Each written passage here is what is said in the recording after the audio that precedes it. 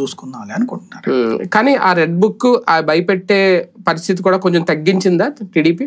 అట్టేం లేదు. ఏమో ఇప్పుడు నిన్న కూడా ధనంజయ రెడ్డి గారు తీసుకెళ్లి సాక్షి ఆయనకి ఇచ్చారు కదా, మొన్న కేసులు పెట్టారు కదా, ఏం తగ్గించలేదు వాళ్ళు, ఏమి ఆగట్లేదు. అంటే ఆ భయం అలాగే మెయింటైన్ చేయాలనుకుంటున్నారు వాళ్ళు కూడా. రోజు భయపెడతారు. లేకపోతే స్వయంగా చంద్రబాబు గారే తప్పుడు ప్రచారం, ఎరువులు, కేసులు పెడతాం, చట్టమే తెస్తామంటున్నారు కదా. కూడా లోకేష్ గారు అన్నారు కదా, రెడ్ బుక్ ఏమి మర్చిపోలేదు, దాన్ని ఏం పక్కన పెట్టలేదు, జరుగుతూనే ఉన్నాయి కేసులు. మొన్న కూడా మళ్ళీ కొత్తగా అతను ఎవరు కావాలి ఎమ్మెల్యే మీద పెట్టారు కేసు.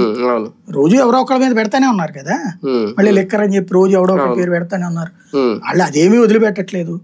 వాళ్ళు భయపెట్టడం అనే ద్వారా కంట్రోల్ చేయాలనుకుంటున్నారు. అది ఈ టైంలోనే అంటే పదే పదే ఢిల్లీ వెళ్ళడం నారా లోకేష్ గారు, అంటే ఇప్పుడు వచ్చి 2 సార్లు పదే పదే అన్నా కాకపోయినా ఢిల్లీ పెద్దల్ని స్మరించుకునే ప్రయత్నం, అలాగే ఇప్పటికే 2 సార్లు ప్రధాని కలవడం, ఇదంతా డిప్యూటీ సీఎం స్థాయిలో కూడా ఒక రకంగా ఆయన లేరని అనుకోవాలి. అక్కడ ఓన్లీ ఆయనకున్నది ముఖ్యమంత్రి కుమారుడుగా మాత్రమే వెళ్తున్నారా, ఒక ఐటీ విద్యాశాఖ మంత్రిగా వెళ్తున్నారా, లేదంటే ఆయన లేదు రాష్ట్ర ప్రభుత్వం బాధ్యత మొత్తం నాదే, ఒక ఏమంటారు దాన్ని షాడో సీఎం ఆ రేంజ్ లో వెళ్తున్నారా, ఏమనుకోవాలి?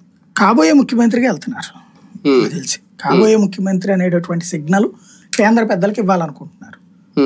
వాస్తవంగా కేంద్రం ఇట్లాంటిది ప్రోత్సహించదు. బీజేపీ తెలుగుదేశం విషయంలో ప్రోత్సహిస్తుంది, చూసి చూడనట్టు వదిలేస్తుంది.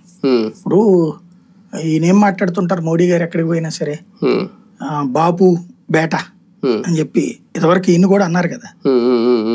అప్పుడే కదా నేను లోకేష్ తండ్రి నేను గర్వంగా చెప్పుకుంటున్నాను చంద్రబాబు గారు చెప్పింది.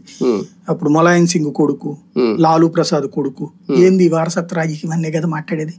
బీజేపీ యాక్సెప్ట్ చేయదు. బీజేపీ కానీ ఈ విషయంలో యాక్సెప్ట్ చేస్తుంది. అప్పుడు వెంటనే జగన్ అంటారు.